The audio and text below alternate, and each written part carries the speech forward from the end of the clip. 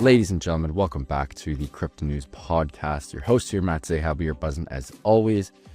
And I'm super pumped to have today's guest on the show. She's coming in hot from across the world. It's 9 a.m. for me. It's 9 p.m. for her out in Singapore, a place I've never been, which I can't wait to see. Today we have Tracy Jin on the show today, Chief Operating Officer, also known as COO of MEXC. I love MEXC.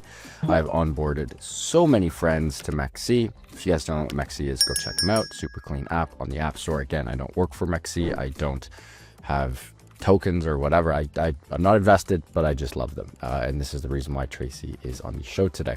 Tracy has over a decade of fintech experience, including exec roles at major firms like Bybit, where she focuses on enhancing institutional grade security, risk management, and trading efficiency in the crypto markets. Under her leadership, MEXC has evolved into a comprehensive platform and is expanding its footprint in the DeFi space and advancing adoption of stablecoins. She also holds a master's degree in software development from Galway-Mayo Institute of Technology. Tracy, welcome to the show, my friend. Pumped to have you on. I love your hoodie or sweater or whatever you call it, but how you doing? Thank you, Matt. Thanks for the very detailed introduction for me. Thank you. You are very welcome. Look, MEXC, let's jump right into it. I mean, normally we'd start with like the overall crypto market or something similar to that, but you guys have built an absolute behemoth. I think MEXC's friggin' awesome. I also love how, it's like you have an email and you sign up. That's how it should be. Like, let's debank, not debank, but let's make everything more decentralized and let's allow everyone to join the crypto arena. Let's stop with the big ticket prices at the front door. Let's take down the red tape. And that's what you guys do and have done. And then under the hood, after you're in the arena, it's just an incredible suite of trading tools. You want to use leverage, you can use leverage. You want super quick and easy spot, you got super quick and easy spot. You want to do some fun shit on the app, you got some fun shit as well. So you guys have done it all, but walk me through your journey at MEXC, how much fun it's been and how incredible your growth has been over the last couple of years there. For my last few years, actually, I experienced a lot. Before Bybit, actually, I come from the traditional finance industry. And when we joined Web3, I found it totally different. It's very crazy and a lot of things we can do here. So I think everyone in the Web3 will have trust on the liberty. I think we want to be free. We want to be fair. I think this is the core of why we are here. So when I work for MEXC, I think we not only just want to create the good products and the token something for the users. We really want to do more for the startups. We want to support a lot of projects. So we want to change MEXC not only exchange right now. We want to contribute to the ecosystem. We are more than an exchange right now. Yeah, very well said there. Let's get into a couple super fun topics. And you're obviously vocal on Twitter. MEXC is vocal on Twitter. I mean, there's so many different ones we can start with. We'll start with some RWAs, tokenization of real world assets. You and the team are big on this. You're helping a bunch of startups on this. What's your bull case for RWAs and why do you think that, we have such an opportunity to actually tokenize real world assets here? Yes, I think there are big opportunities. We thought there are a lot of RWA projects right now, but I think no one can to fix the issues between the real world and with the Web3. So a lot of things we just see is just like a hype something. So we are still waiting for some investors and developers to show us some real ones. Tracy, let's move forward to your guys' $300 million fund. I mean, that's a behemoth of a fund. I'd love to see that from an exchange as well. What market cap are you guys addressing? What areas of crypto are you going to tackle and try to snipe? Like, walk me through the process of this. 300 mil is a lot of money. It's a lot of millions you can throw out there. What is the purpose of this and who are you going after? Yes, the background actually is that the timing reflects both market inflection points and the structural gap. So where the capital has returned to the capital space in 2025, early stage builders still face difficult accessing visibility, distribution, and the long-term support. So we launched this fund. We want to build a bridge that disconnect not just by investing capital, but by offering strategic support and product exposure and launch infrastructure through the MEXC exchange and ecosystem. So in addition, we hope that the fund will become part of the larger strategy to create a multi-faceted large-scale ecosystem. So we are already proud that today, just like I mentioned, we're not just a platform. So we also built the ecosystem, offering various projects at the intersection of the classic finance and cryptocurrencies. So as well as a research center and accelerator supporting talented developers and startups. So all this helps not only to expand its presence in the market, but also to benefit its participants. Yeah, well said there.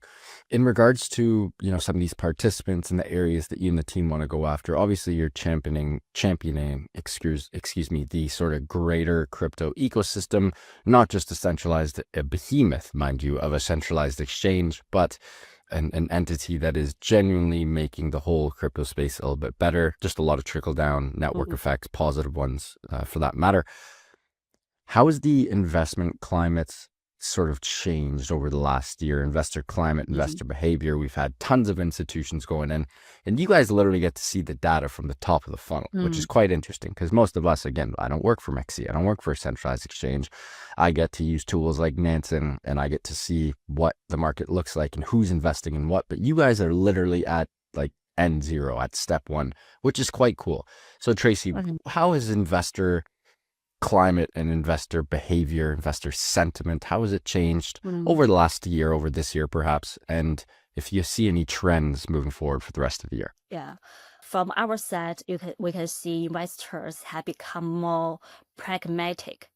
The focus has shifted from the hype-driven narratives to tangible value creation and sustainable tokenomics. So team under more pressure to show real reaction before raising. So the investors are demanding deeper due diligence, clear utility, and post-launch strategy. So the less about FOMO and more about fundamentals. This is a sign of the onset of healthy development circle. So the market, we need more. So one of the main shift has been, we can see we change a lot to the infrastructure. We see steady increase, such as the blockchain, the modular blockchain, L2 solutions, you mentioned the RWA and AI integrations. So this is confirmed by the structure of the request and our fund received today. So investors betting on the foundational and which future ecosystems will be built, and rather than on temporary trends. So this is also noticeable shift towards distribution. Projects are using existing social platform, especially the Telegram and on the Tone ecosystem, receive an additional advantage. So their strong points is built in access millions of users and a mobile-first approach. So that is a simplified entry into Web3. So we're already seeing how mini app inside the Telegram, for example, Notcoin, have become a very entry point into the crypto. So the investors are quickly responding to this. On the other side, we can see the institutional funds have also returned to activity, but also they are choosing selectively. Fewer deals and more verification. Attention are shifting toward to the equity rounds, investment in B2B infrastructure solutions, and projects ready to interact with the regulatory environment. And today, more and more often, the most interesting founders came from Turkey, India, Latin American, and Eastern Europe.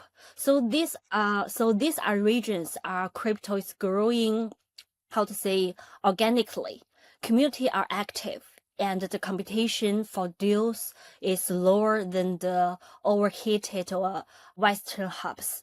So all these trends indicated the maturity of the market.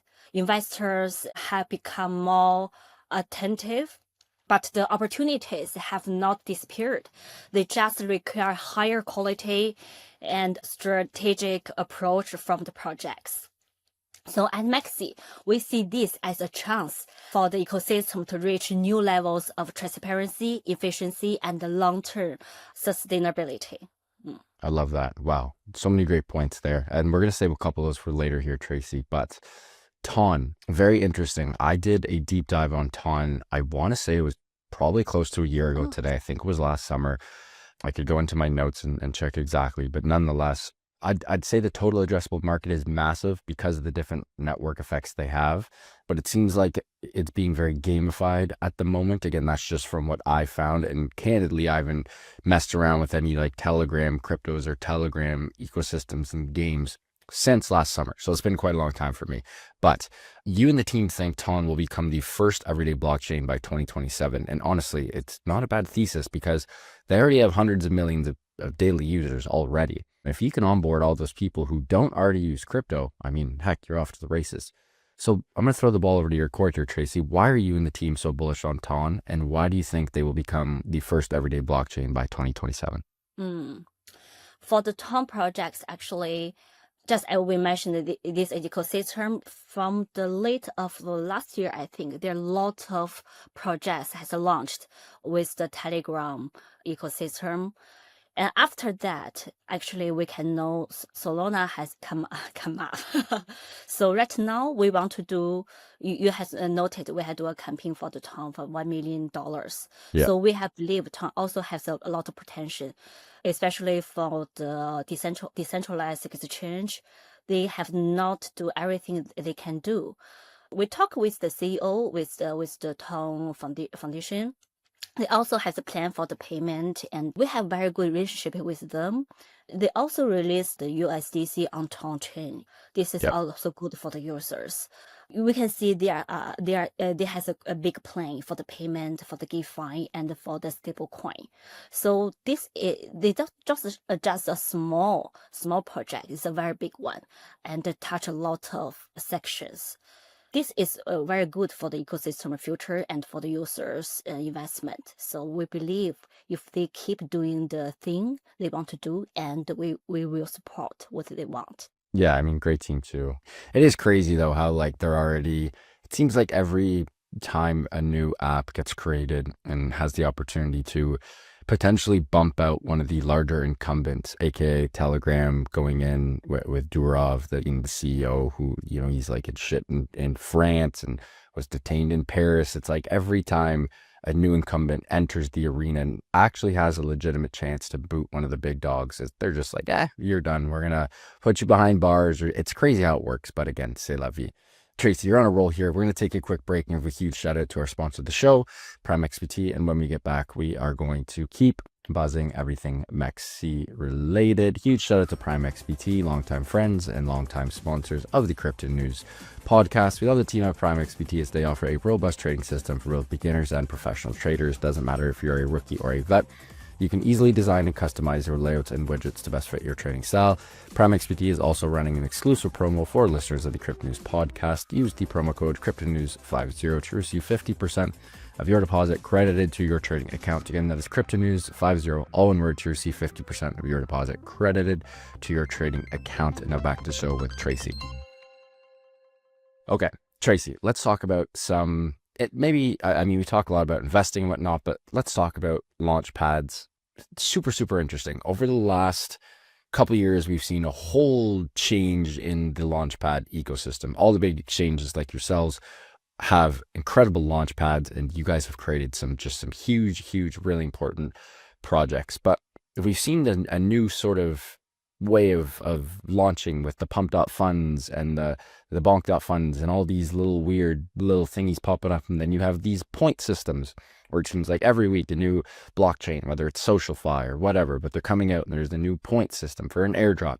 What do you think the future of launch pads and funding looks like as an exchange? Do you think it's going to be same as today, or is it going to just be way different and something crazy brand new? That's a fair question, Matt.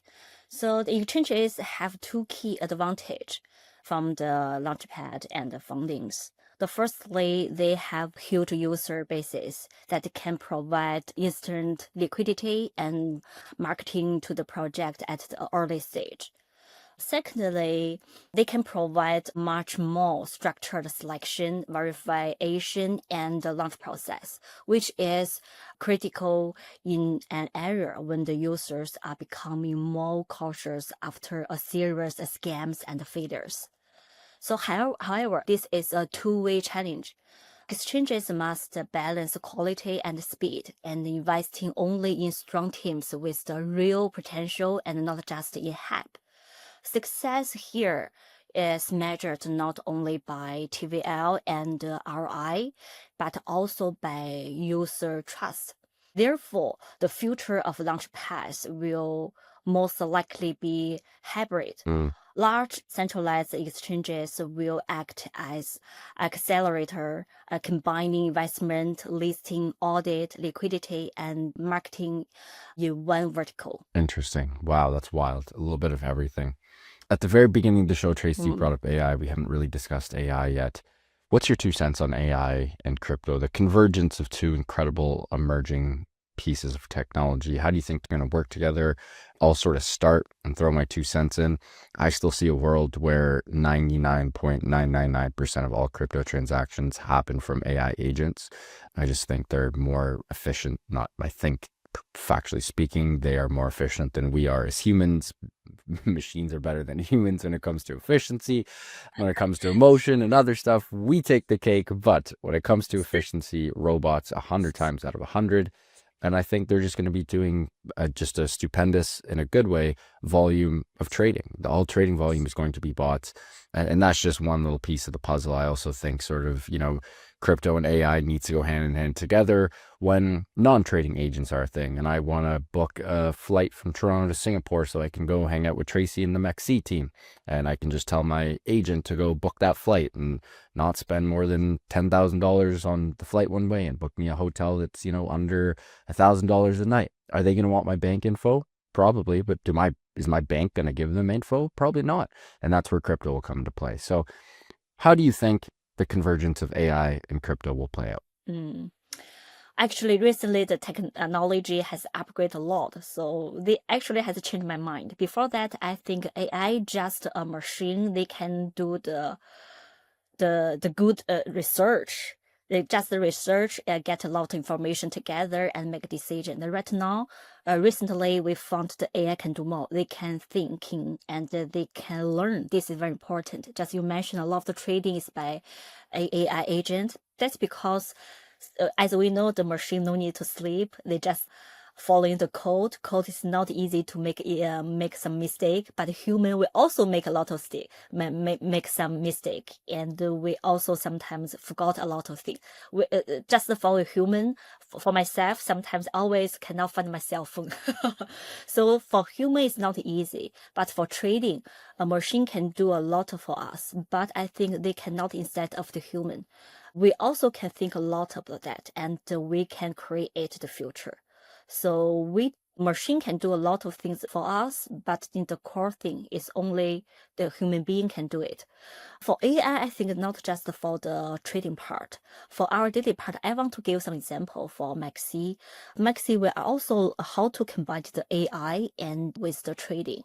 We want to give some suggestion for the users. If you like some Ethereum or the Bitcoin, we can give you some suggestion with the news recently with the smart wallets what are they doing? We can give some suggestion for the users. I think this is a very good point for the user.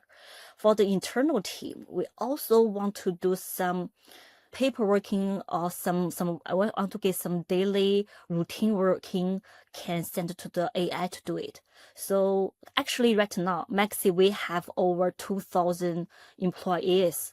I think this is a huge one. We want to, AI can do more and we can reduce the numbers.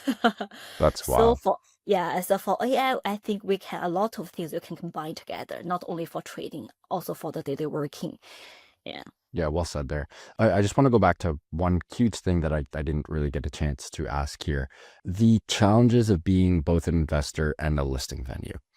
This is something, as I've helped teams launch coins in the past, when an exchange, I mean, we're sort of seeing this with sort of a bad example, but we're seeing this with like Hype right now. I mean, you guys listed Hype a long time ago, which is classic MEXC. You guys are ahead of the curve. You list things that people want very quickly at a very fair price. Again, one of the reasons why I love, use, and recommend MEXC. But the challenges of being an investor and a listing venue, it's tough because sometimes when you invest, it's like, oh, you want to list right away. Sometimes you can't. Sometimes the other exchanges want in as well. Walk me through that whole process, Tracy. How does that work? Walk me through the nuances of it and perhaps some of the challenges of being both an investor and a listing venue for many different ecosystems, projects, and coins. So there are always a percentage risk. So to mitigate that, we maintain a separate between our listing communities and our investment team. So listing decisions are based readiness, compliance, and performance, not favoritism. So that said, our dual role thus gives us a better insights into the project's long-term visibility, which improve the post-listing outcomes. Gotcha. Okay, totally makes sense. I guess we are getting a little tight for time. A couple more questions and we will wrap up. Success 1 year from now in the whole crypto greater ecosystem. What does that look like to you? Do you think we are going to keep seeing green candles and up only? Are we going to see a lot of price resistance? We don't even need to really get into price because I don't want to make this a price prediction podcast. But what are your predictions for 1 year from now, or even just in 7 months, 2026 crypto market? What does it look like in your eyes? Oh, I really want to see in 1 year or 2 years later, everyone in the Web2, everyone can buy the crypto very easy. And the crypto industry, we have how we work with the government. I think I want to see the future. That would be awesome. Well said. Tracy, really appreciate you coming on the Crypto News podcast. This was a blast. Before we let you go today, any news? Again, your episode's going to air in about 10 days or so, so please do be noteful of that. But any news popping off at MEXC that you guys can drop on the podcast? Actually, we have a lot of new things. The first one, we have 90%